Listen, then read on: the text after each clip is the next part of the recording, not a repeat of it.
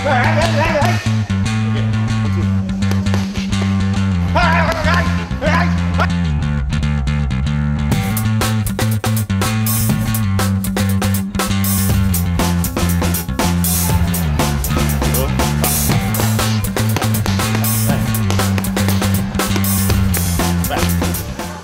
is all I do, off 1 day a week.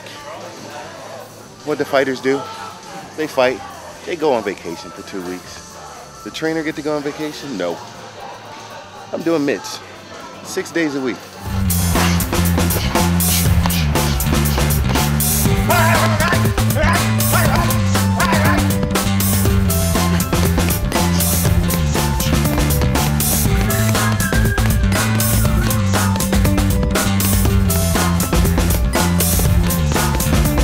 I boxed for a lot of my life, and I played basketball, and basketball was where actually I was pointing all my energy towards. And when I retired from basketball, I got into media. But a good friend of mine, Skipper Kelp, who was once ranked #5 in the world by the WBC, heck of a boxer, you know, was like, dude, you should train fighters. Now I'm helping him out with a UNLV boxing program. Wasn't planning on doing that, and a fighter by the name of Mike Powell walks into JSEC one day, and they said, you know, this kid's got crazy jiu-jitsu. He just got back from Denmark, learning how to kickbox. He still needs help with his hand. Like, what?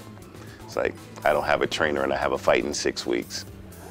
That's like, okay, here we go. Well, in the midst of training him for that fight, Randy Couture was getting ready for the second fight with Chuck.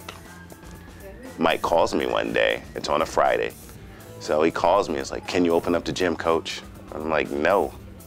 He says, Randy Couture wants to work out. I said, I'll be there in about 25 minutes.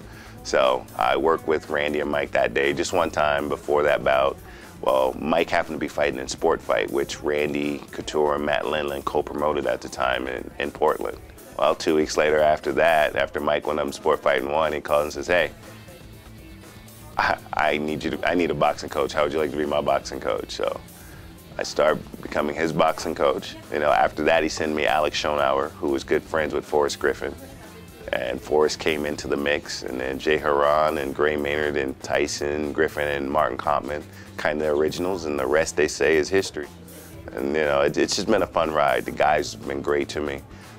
You know, boxing aspect of it, I knew already. I've been around that game for a very long time, and then being a professional athlete, obviously, I knew that part of it.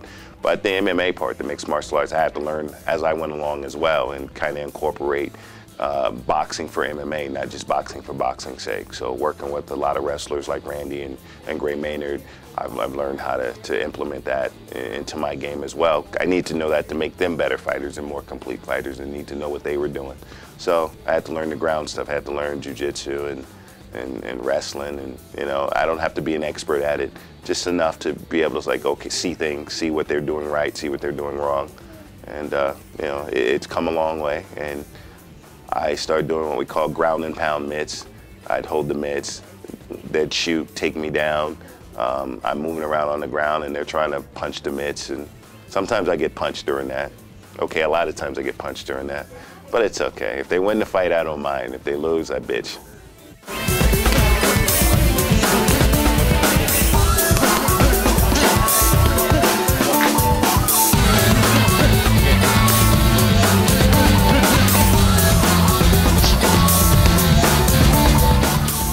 Stay there long. Yeah, don't stay there long. You're not gonna show them on me. It's like, as soon as you get there, boom, slide. And I just bring, you know, knowledge of being a professional athlete, what it takes. So I understand their hard work. I understand when to push them and when to back off. And I think that's important for a trainer, because sometimes trainers can push, and not understand that their body's already breaking down. They're breaking down mentally, they're breaking down physically. You can push them to that breaking point. You don't want to do that. You want to make sure that you push them just enough where they're getting the most out of their talent, and then let them recover physically and mentally. I mean, when you have an 8-week camp, it's a long, grueling camp. And a week before the fight, these guys are tired of training.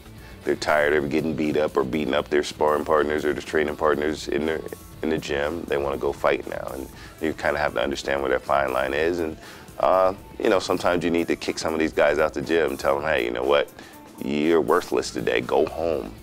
You know, you're not getting nothing out of this. Because they'll sit here and they'll go through a workout and they're beat up mentally and physically, and then they punish themselves more because you know, they're not having a good day. And it's like, dude, your body's beat up. It's okay. It's supposed to be like this. And the beauty of being around, you know, Randy is, you know, he's such a great guy, and he's such a role model for all these guys that everybody looks up to him. That, you know, they understand. They're starting to understand what it takes to be a professional and to be at that championship level. So we just got a camp full of great guys.